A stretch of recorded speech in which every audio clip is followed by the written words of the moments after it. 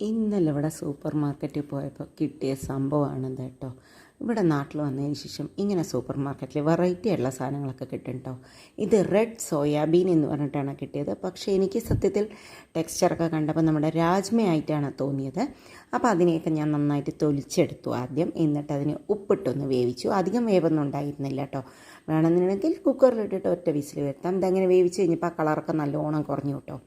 ഇങ്ങനെയായി നല്ല മെഷി ആയിട്ടുള്ള ഒരു ടെക്സ്ചറിലേക്ക് വന്നു. അപ്പോൾ ഇനി കുറച്ച് തോരൻ ഉണ്ടാക്കാമെന്ന് വിചാരിച്ചു. ജസ്റ്റ് ഒരു സിമ്പിളായിട്ടൊരു ഉപ്പേരി കൂട്ടിക്കഴിഞ്ഞാൽ നമുക്ക് ചോറിൻ്റെ കൂടെ കഴിക്കാമല്ലോ എന്ന് വിചാരിച്ചിട്ട് അപ്പോൾ അതിനായിട്ട് ഒരു പാൻ വെച്ചു. പാനിലേക്ക് കുറച്ച് എണ്ണ ഒഴിച്ചിട്ടുണ്ട്. എണ്ണ ഒന്ന് നന്നായി ചൂടായി വരുമ്പോൾ കടുകിട്ടു. കടുക് നന്നായി പൊട്ടി വന്നപ്പോൾ നമ്മളുടെ ഒരു ടീസ്പൂണോളം ഉഴുന്നുപരിപ്പ് ഇട്ട് കൊടുത്തിട്ടുണ്ട്. ഉഴുന്നുപരിപ്പും കരിവേപ്പിൻ്റെ ഇലയും വേണമെങ്കിൽ 2 ചുവന്ന മുളകിടാം. ഞാൻ എന്തിരി പിന്നെ ചുവന്ന മുളകൊന്നും ഇടണ്ടെന്ന് വിചാരിച്ചു. ഇനി അതിലേക്ക് ഒരു അരക്കപ്പ്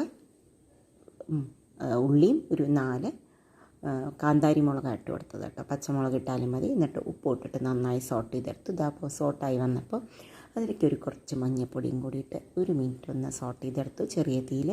ഇനി അതിലേക്ക് വേവിച്ച് വെച്ചിട്ടുള്ള നമ്മളുടെ റെഡ് സോയാബീനും കൂടി ഇട്ട് കൊടുത്തിട്ടുണ്ട്. എന്നിട്ടത് മിക്സ് ചെയ്തു. ഈ റെഡ് സോയാബീനിന് ഒരു ചെറിയൊരു കയ്പ്പ് ഫീൽ ചെയ്തു കേട്ടോ എനിക്ക്. എന്നിട്ടൊരു 5 മിനിറ്റ് ഇതെല്ലാം മിക്സ് ചെയ്തിട്ട് അടച്ച് വെച്ചു. ഇപ്പോൾ ഇത് അടിപൊളിയായിട്ട് റെഡി ആയിട്ട് കേട്ടോ. ഇതിങ്ങനെ വെറുതെ കഴിക്കാനും നല്ല ടേസ്റ്റ് ഉണ്ടായിരുന്നേ. ചോറിൻ്റെ കൂടെ വെറുതെ തോരനായിട്ട് കഴിക്കാനും സൂപ്പർ ടേസ്റ്റ് ഉണ്ടായിരുന്നു. സലാഡായിട്ട് വേണം കഴിക്കാം. അധികം ഓയിലൊന്നും ഉണ്ടായിരുന്നില്ല. സംഭവം കൊള്ളാം കേട്ടോ. ഇങ്ങനത്തെ പുതിയ പുതിയ സാധനങ്ങളൊക്കെ ട്രൈ ചെയ്യും.